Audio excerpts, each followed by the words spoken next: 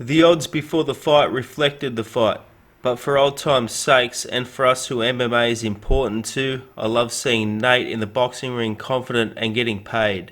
The fight started like watching two turtles having a race as Nate was pacing himself, after talking his way into 10 rounds. Then halfway through round 1, Jake stepped on the gas and started to push the pace early.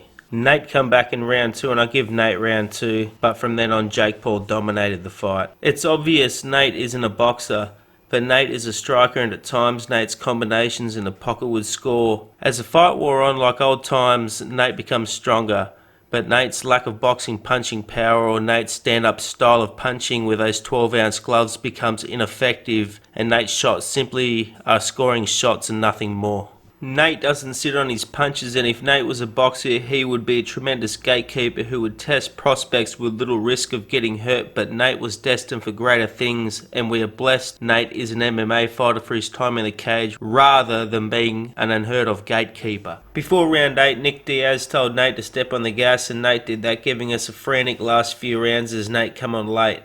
Jake started fast and got ahead on the scorecards, and Jake used a lot more energy earlier than Nate did. Jake Paul gassed a bit, and then his $1 million trainer kicked in, and Jake withstood Nate's advances in the last few rounds as Nate picked up the pace.